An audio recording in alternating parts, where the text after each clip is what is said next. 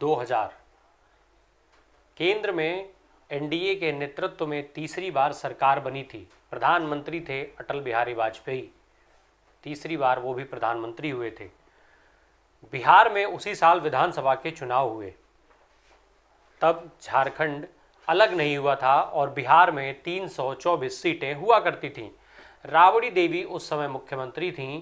लालू प्रसाद यादव तब तक चारा घोटाले में फंस चुके थे। बिहार में जंगल राज था। जंगल राज के खिलाफ आवाज़ भी बुलंद हो रही थी। सभी राजनीतिक दल एक सुर में जंगल राज के विरोध में बात कर रहे थे। पर चौंकाने वाली बात यह थी कि जो राजनीतिक दल एक सुर में जंगल राज का विरोध कर रहे थे वही चुनाव में अलग अलग चुनाव लड़ रहे थे। उस पूरे चुनाव में कहीं भी एकता दिखाई नहीं दे रही थी। नमस्कार, सियासी किस्सों की हमारी सीरीज राजनीति में आपका स्वागत।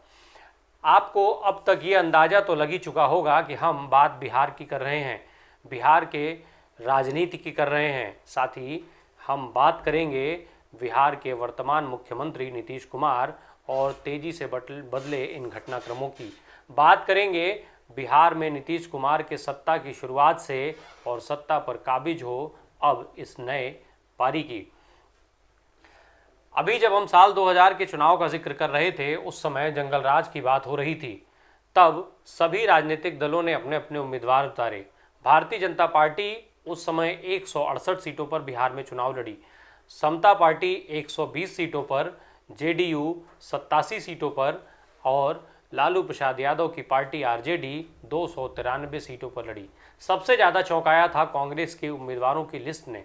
उस साल कांग्रेस 324 सीटों पर चुनाव लड़ी। पूरे सभी विधानसभा की सीटों पर कांग्रेस ने अपने उम्मीदवार उतारे। जब नतीजे आए तो नतीजों ने सबको चौंका कर रख दिया। सबसे बड़े पार्टी के रूप में एक बार फिर लालू प्रसाद यादव की पार्टी आरजेडी ही उभर करके सामने आई। 124 सीटों पर उसे जीत मिली। बीजेपी के खाते में 66 सीटें आईं, समता पार्टी के खाते में 34, जेडीयू के 21 और कांग्रेस के खाते में मात्र 23 सीटें। महज 23 सीटों के साथ कांग्रेस ने उस साल जिस तरीके से सबको चुनाव लड़ने में चौंकाया था उसी तरीके से नतीजों ने भी सबको चौंका कर रख दिया। चुनाव नतीजे तो आ गए थे पर बहुमत का जो जरूरी आंकड़ा था 163 का, सभी पार्टियां उससे बहुत दूर रह गई थीं। बहुत आंकड़ों का जो गैप था वो बहुत लंबा था। उस समय केंद्र में अटल बिहारी वाजपेयी प्रधानमंत्री थे और अटल बिहारी वाजपेयी के सरकार में मंत्री थे नीतीश कुमार। कृषि मंत्रालय का जिम्मा संभाल रहे थे। नीतीश कुमार अटल बिहारी वाजपेयी के कहने पर बिहार आए और उन्होंने मुख्यमंत्री पद की शपथ ले ली। दिन था 3 मार्च 2000। वो मुख्यमंत्री बन गए अटल बिहारी वाजपेयी के कहने पर। अटल बिहारी वाजपेयी ने तत्कालीन उप प्रधानमंत्री लाल कृष्ण आडवाणी को ये कहा कि देखें कि किसी भी तरीके से इनके शपथ में कोई बाधा ना उत्पन्न हो, क्योंकि जब राज्यपाल ने इन्हें शपथ लेने की बात कही तब लालू प्रसाद यादव के पार्टी के कार्यकर्ता सड़कों पर उतरे और उनका विरोध हुआ। इस विरोध में लाल कृष्ण आडवाणी और तत्कालीन बिहार के राज्यपाल का भी जमकर विरोध हुआ। इन सब के बावजूद भी नीतीश कुमार ने मुख्यमंत्री की शपथ ली। पहली बार था जब नीतीश कुमार मुख्यमंत्री के कुर्सी पर बैठे थे। हालांकि इन्हें एक हफ्ते में अपना बहुमत साबित करना था। जो बहुमत साबित करने की बात थी, नीतीश कुमार ने 151 विधायकों के समर्थन का ऐलान किया था, पर लालू प्रसाद यादव इससे थोड़ा आगे थे। उन्होंने अपने समर्थन में 159 विधायक होने की बात कही। नीतीश कुमार ने मुख्यमंत्री पद की शपथ ली। एक हफ्ते में बहुमत साबित करना था। बहुमत साबित करने के लिए तमाम तरीके की संभावनाओं पर विचार किया जा रहा था। उस समय 20 विधायक थे जो निर्दलीय थे। बात हुई कि इनका समर्थन लिया जाएगा, पर नीतीश कुमार के सामने एक मुश्किल और खड़ी हो गई। दरअसल 20 निर्दलीय विधायकों में तमाम विधायक ऐसे थे जिनको बाहुबली माना जाता था, जिनके ऊपर कई गंभीर आरोप थे, हत्या जैसे गंभीर मुकदमे दर्ज थे। ऐसे में नीतीश कुमार के सामने अपनी छवि बचाने का भी संकट आया। तमाम जोड़ तोड़ और सारे विचार विमर्श के बाद नीतीश कुमार ने बहुमत परीक्षण से पहले ही अपना इस्तीफा सौंप दिया। उन्होंने कहा कि जोड़ तोड़ करके सरकार नहीं बनाना चाहते, अगर आपको इस लाइन को सुन करके कुछ याद आ गया हो तो आप बिल्कुल सही हैं। दरअसल ये लाइन थी अटल बिहारी वाजपेयी की। अटल बिहारी वाजपेयी जब पहली बार देश के प्रधानमंत्री बने तो जब बहुमत साबित नहीं कर पाए तो उन्होंने अपने बयान में स्पष्ट तौर पर यह कहते हुए सरकार बनाने से इनकार कर दिया था कि वो जोड़ तोड़ करके सरकार नहीं बनाना चाहते।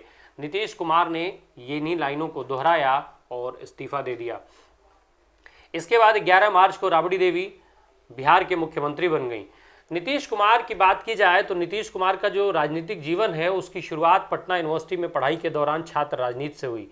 फिर उसके बाद वो उस दौर में जेपी आंदोलन से जुड़े। जेपी आंदोलन में लालू प्रसाद यादव, नीतीश कुमार, सुशील कुमार मोदी और रामविलास पासवान जैसे जो नेता थे वो वहाँ से निकल करके आए थे। इसके बाद नीतीश कुमार तमाम तरीके से जो है वो बड़े नेताओं के संपर्क में रहे। फिर देश में इमरजेंसी का दौर आया। इमरजेंसी के बाद जब देश में चुनाव हुए, विधानसभा के भी चुनाव हुए, तो बिहार में विधानसभा का चुनाव उनको पहली बार 1977 में नालंदा की जो हरनौत विधानसभा सीट थी उससे जनता पार्टी के टिकट पर लड़ने का मौका मिला। 26 साल का एक लड़का हरनौत की विधानसभा सीट से जनता पार्टी का उम्मीदवार बना। हालांकि वो चुनाव वो निर्दलीय भोला सिंह से हार गए। इसके बाद फिर वो 1980 में दोबारा जनता पार्टी सेकुलर के टिकट पर इसी सीट से विधानसभा के उम्मीदवार बने, पर ये चुनाव भी वो हार गए। निर्दलीय अरुण कुमार सिंह ने उनको चुनाव में हराया। निर्दलीय अरुण कुमार को भोला सिंह का समर्थन हासिल था। लगातार 2 चुनाव में हार से नीतीश कुमार टूट गए। अब वो उन्होंने राजनीति छोड़ने का मूड बना लिया। दरअसल इसके पीछे की वजहें बताई जाती हैं कि यूनिवर्सिटी छोड़े हुए उनको 7 साल का समय बीत चुका था। तब तक इनका विवाह भी हो चुका था। ऐसे में इनको अपनी आर्थिक स्थिति को मजबूत करना ज़रूरी हो गया था। राजनीति छोड़कर इन्होंने ठेकेदारी का विकल्प चुना। इनका ये लगभग तय कर चुके थे कि अब वो राजनीति से संन्यास ले, राजनीति को छोड़ करके और जीवन यापन के लिए ठेकेदारी का रास्ता चुन लेंगे। इसी समय अटल बिहारी वाजपेयी का संपर्क इनसे बढ़ा। अटल बिहारी वाजपेयी के कहने पर नीतीश कुमार राजनीति में बने रहे और फिर आया साल 1985। अटल बिहारी वाजपेयी को अपना राजनीतिक गुरु मानकर नीतीश कुमार 1985 के चुनाव में एक बार फिर से चुनाव मैदान में उतरे। उसी सीट से पर टिकट मिला था लोकदल से। इस चुनाव में वो 21,000 से ज़्यादा वोटों से चुनाव जीतने में कामयाब रहे। फिर साल 1989 में इन्होंने विधानसभा से छोड़ करके और लोकसभा का चुनाव लड़े। बाढ़ की लोकसभा सीट से चुनाव लड़े और पहुंच गए संसद में। फिर इसके बाद 1991, 1996, 1998, 1999 लगातार 5 चुनाव इन्होंने जीता और ये संसद के सदस्य रहे। इसके बाद 2004 में ये बाढ़ और नालंदा 2 लोकसभा सीटों से चुनाव लड़े। बाढ़ की लोकसभा सीट से ये चुनाव हार गए, पर नालंदा से इनको जीत मिली। नीतीश कुमार कुल 6 बार लोकसभा के सदस्य रहे थे। साल 2004 में नीतीश कुमार एनडीए से अलग हो गए। एनडीए से अलग होकर के लालू प्रसाद यादव के साथ ये यूपीए 1 में मंत्री बने। 2005 में चूँकि ये मंत्री बन गए केंद्र में, स्टील, और लालू प्रसाद यादव उस समय रेल मंत्रालय था, रेल मंत्री बने थे और ये इनके पास स्टील और कुछ और मंत्रालय इनके पास थे। पर साल 2005 में ये फिर से एक बार एनडीए के पाले में लौटे और इनकी नज़र चूँकि बिहार पर थी तो ये बिहार में इन्होंने अपनी राजनीतिक सक्रियता को बढ़ाया।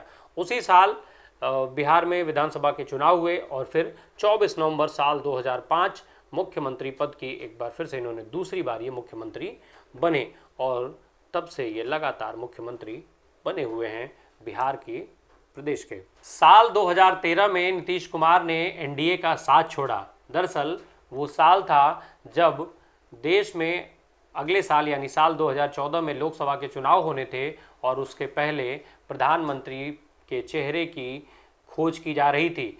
उस समय कई दावेदार थे। नीतीश कुमार भी उन दावेदारों में से एक थे। इनके अलावा दावेदार थे शिवराज सिंह चौहान, मध्य प्रदेश के मुख्यमंत्री, गुजरात के मुख्यमंत्री के तौर पर नरेंद्र मोदी। अंत में नरेंद्र मोदी का नाम तय हो गया, जिससे नाराज नीतीश कुमार ने एनडीए का साथ छोड़ दिया। फिर वो एनडीए से अलग होकर के चुनाव लड़े। फिर 2015 में जदयू, राजद और कांग्रेस का महागठबंधन बना और उस महागठबंधन ने चुनाव में जीत हासिल की। आरजेडी के खाते में उस साल 80 विधानसभा की सीटें आईं, जेडीयू के खाते में 71 और कांग्रेस के खाते में 27 सीटें। नीतीश कुमार एक बार फिर मुख्यमंत्री बने और उप मुख्यमंत्री बने लालू प्रसाद यादव के बेटे तेजस्वी यादव। साल 2017 में तेजस्वी पर भ्रष्टाचार का आरोप लगा, जिससे नाराज हो नीतीश कुमार ने महागठबंधन का साथ छोड़ दिया। महागठबंधन से वो अलग हो गए और एक बार फिर भारतीय जनता पार्टी के साथ जा मिले। 26 जुलाई को उन्होंने महागठबंधन का साथ छोड़ा। 27 जुलाई को एनडीए के साथ मिलकर के उन्होंने फिर से शपथ ली। साल 2020 में जब बिहार में विधानसभा के चुनाव हुए तो एनडीए के साथ वो चुनाव लड़े। एक बार फिर से चुनाव में जीत हासिल हुई। हालांकि उस चुनाव में भारतीय जनता पार्टी की सीटें बिहार में अप्रत्याशित रूप से बढ़ीं और जेडीयू की सीटें घट गईं। इसके बावजूद भी भारतीय जनता पार्टी ने उनको मुख्यमंत्री बनाया। फिर अब जो ताज़ा कहानी हुई वो आप सबको पता है, क्योंकि नीतीश कुमार ने कहा कि उनके ऊपर तमाम तरीके के दबाव बनाए जा रहे थे, तमाम तरीके की रोक टोक की जा रही थी, उनको वैल्यू नहीं दी जाती थी जो उनको मिलनी चाहिए। इससे नाराज होकर के उन्होंने एनडीए के साथ दूसरी बार छोड़ दिया है और वो आरजेडी कांग्रेस के साथ मिलकर के अब वो 8वीं बार मुख्यमंत्री बने हैं। 8वीं बार उन्होंने शपथ ली है। बतौर मुख्यमंत्री उनकी जो ये 8वीं बार शपथ लेने की बात है वो अपने आप में एक रिकॉर्ड है। जो अब तक सबसे लंबे समय तक मुख्यमंत्री रहे हैं, बहुत लंबे समय तक जिन मुख्यमंत्रियों ने सत्ता संभाली है, उन्होंने भी इतनी बार शपथ नहीं लिया है जितनी बार नीतीश कुमार ले चुके हैं। कुल जो 8 बार मुख्यमंत्री के तौर पर उनकी शपथ हुई, उसमें 6 बार वो एनडीए के साथ उनकी शपथ हुई है और 2 बार आरजेडी और दूसरे दलों के साथ जो गठबंधन बना करके इन्होंने शपथ लिया है।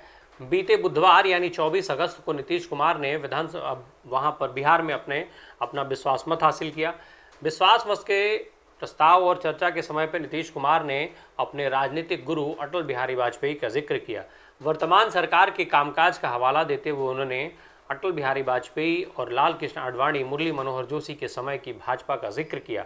ये जो जिक्र था वो यूं ही नहीं था। दरअसल अटल बिहारी वाजपेयी को अपना राजनीतिक गुरु मानते थे और साथ ही साथ बिहार के जिस विकास की बात की जाती है, सड़कों के जिस जाल को बिछाए जाने की बात नीतीश सरकार के समय कही जाती है, उसको खुद नीतीश कुमार ने कहा कि बिहार में जो सड़कें हैं वो इस वर्तमान सरकार की बदौलत नहीं बल्कि अटल बिहारी वाजपेयी और आडवाणी वाली सरकार की हैं।